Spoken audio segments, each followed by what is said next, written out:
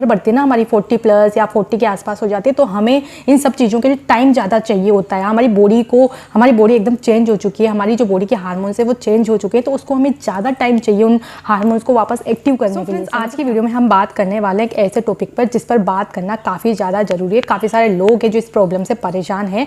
वैसे मैं पूरी कोशिश करती हूँ कि आप लोग जो मुझे मेल करते हैं, जो मुझे कमेंट करते हैं, मैं उन्हीं के ऊपर वीडियो बनाऊँ ताकि आपको भी फ़ायदा हो और आपके जैसे काफ़ी सारे लोग हैं जो इस प्रॉब्लम को फेस कर रहे हैं उनको भी फ़ायदा हो। तो चलिए, आज मैं कमेंट चेक कर रही थी तो मुझे यहाँ पर एक कमेंट मिला, मैं आपको पहले पढ़कर बताती हूँ, फिर उसके बारे में हम बात करेंगे। हरीश जोशी जी का मुझे ये मेल मिला है, तो ये मैं पहले आपको पढ़कर सुनाती हूँ ताकि इनकी जैसी प्रॉब्लम अगर आपको भी है तो आपको भी इस चीज़ का सोल्यूशन मिल सके। तो ये लिखते हैं कि इनकी जो वाइफ की एज है, वाइफ है इनकी, उनकी एज है 40 ईयर, 40 साल की इनकी वाइफ की उम्र है। और जब भी ये अपनी वाइफ के पास बात करने के लिए जाते हैं तो इनकी वाइफ की तरफ से हमेशा रिप्लाई आता है नो नो नो। ये इन्होंने लिखा है मेल में, नो नो नो। और इस नो से मैं इतना ज़्यादा परेशान हो गया हूँ कि मुझे कुछ समझ नहीं आ रहा है मैं क्या करूँ। जब हम यंग एज में थे तो हम काफ़ी ज़्यादा एंजॉय किया करते थे, लेकिन जैसे जैसे हमारी उम्र बढ़ती गई वैसे वैसे हम हर बार मुझे नो नो नो सुनने को मिलता है। तो प्लीज़ मेरी इस प्रॉब्लम का सॉल्यूशन बताइए, ऐसा क्यों हो रहा है और ऐसा मैं क्या करूं जिससे मुझे नो सुनने को ना मिले अपनी वाइफ की तरफ से। तो ठीक है, इन्होंने मुझसे इस चीज़ का जवाब मांगा है, तो ठीक है, इस मेल का हम रिप्लाई करते हैं हरीश जोशी जी को। सबसे पहले तो थैंक यू सो मच, आपने ये मेल हमें किया, क्योंकि काफ़ी सारे लोग हैं जो इस प्रॉब्लम से परेशान हैं। मुझे और भी कमेंट मिलते हैं इससे रिलेटेड, तो मैंने सोचा क्यों ना प्रॉपर वीडियो बनाकर आपको बता दी जाए। तो देखिए, ऐसा क्यों होता है कि आपकी वाइफ की जो उम्र है वो हो गई है 40 साल, और 40 साल की जो उम्र होती है इसमें महिलाओं के शरीर में काफ़ी सारे चेंजेस आते हैं, काफ़ी सारे चेंज उनकी बॉडी में हो जाते हैं, जिससे क्या होता है महिलाएं परेशान हो जाती है, दुखी हो जाती है। और क्या क्या चेंज है पहले आप सुन लीजिए। देखिए, अगर आपकी वाइफ की एज 40 साल है तो ऑब्वियसली आपके बच्चे भी बड़े बड़े होंगे, चाहे एक होंगे चाहे दो होंगे, बच्चे आपके जरूर होंगे, बड़े होंगे। तो बच्चों को कॉलेज भेजना, स्कूल भेजना, कोचिंग भेजना, घर का काम करना, ठीक है, सबकी देखरेख करना, कपड़े धोना, सारा सब कुछ काम आपकी वाइफ करती है। और 40 की जो एज होती है वो ऐसी होती है कि महिलाएं इस एज में बहुत ज़्यादा थक जाती है काम करने के बाद। तो सबसे पहले तो आप कोशिश करिए अपनी वाइफ की डाइट में विटामिन का ऐड करने का। आप विटामिन की टेबलेट उनको लाकर दीजिए, विटामिन की सिरप मार्केट में मिलती है, वो सिरप लाकर आप उनको पिलाइए, जिससे उनकी बॉडी में जो भी विटामिन की कमी के कारण जो थकान उनको हो जाती है, वो उनकी शरीर अंदर से उनका थक जाता है, वो उनकी थकान दूर हो। क्योंकि ये जो नो नो का ये प्रॉब्लम है ना, ये थकान की वजह से होता है। फीमेल का जो बॉडी है वो थक जाता है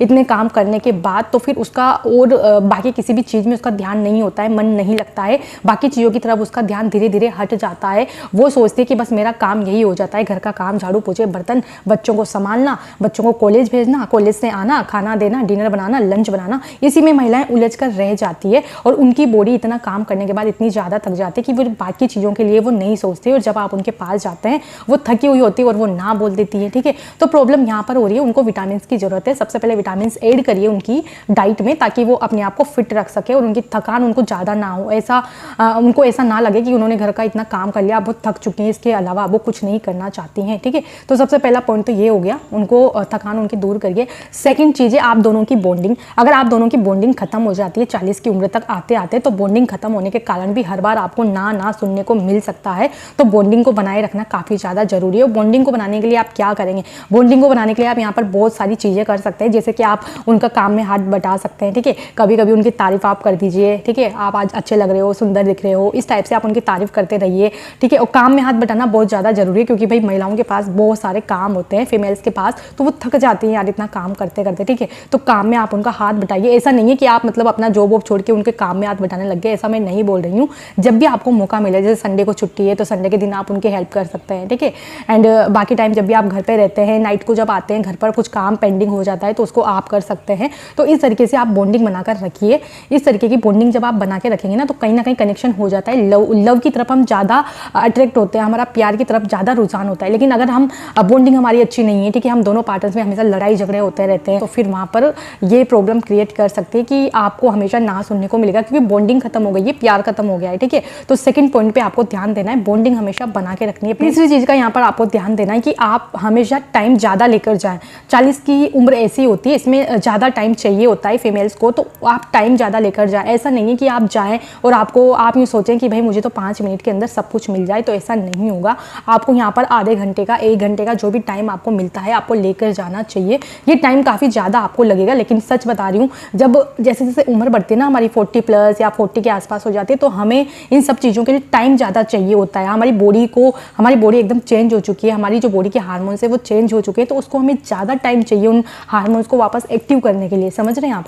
तो आप टाइम लेकर जाएं, आप ये सोचकर ना जाएं कि बस मैं 5 मिनट या 10 मिनट के लिए जा रहा हूँ। टाइमिंग आपके पास होनी चाहिए। तो ठीक है, आपको ये वीडियो अच्छे से समझ आ गई हो। ये 3-4 चीज़ें जो मैंने बताई है, इनको आप फॉलो करिए। आपकी वाइफ आपको नो नो नो कभी नहीं बोलेगी। बस ये चीज़ें आप फॉलो कर लीजिए। जो जो चीज़ें मैंने आपको बताई, इन चीज़ों का आप ध्यान रखिए, ठीक है। और ये वीडियो सभी फीमेल्स को आप दिखाइए, अपनी अपनी वाइफ को दिखाइए, ठीक है। अपने अपने पार्टनर को शेयर करिए ताकि वो इस चीज़ को समझ पाएँ। और मैं उनसे ये बोलना चाहती हूँ कि प्लीज़ आप अपने मेल पार्टनर को, अपने पति को समझिए, उनकी फीलिंग्स को आप समझिए, एटलीस्ट उनको समझने का मौका दीजिए कि अभी आपकी एज कितनी है। 40 एज क्या होती है? 40 एज से तो आजकल काफ़ी सारे लोग शादियाँ करते हैं 40 की एज में, 45 की एज में। तो आप ये मत सोचिए कि भाई हमारे बच्चे हो गए, अब तो हम बूढ़े हो गए, अब हम इस तरफ हम नहीं जाएंगे और ये चीज़ें अब अच्छी नहीं लगती है। तो आपको ये नहीं करना है, तो अपने पार्टनर की फीलिंग्स को समझना होगा। तो मैं आपसे यही कहना चाहूँगी कि प्लीज़ आप उनका सपोर्ट करिए, साथ दीजिए।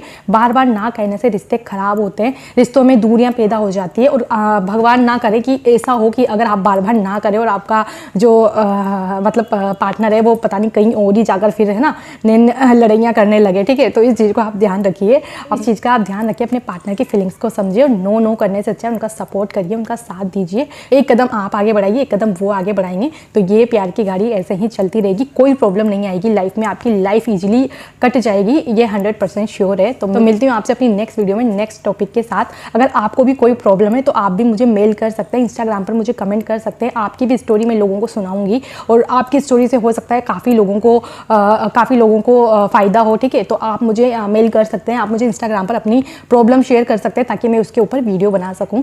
तो मिलती हूँ आपसे अपनी नेक्स्ट वीडियो में, तब तक के लिए बाय बाय, राधे राधे।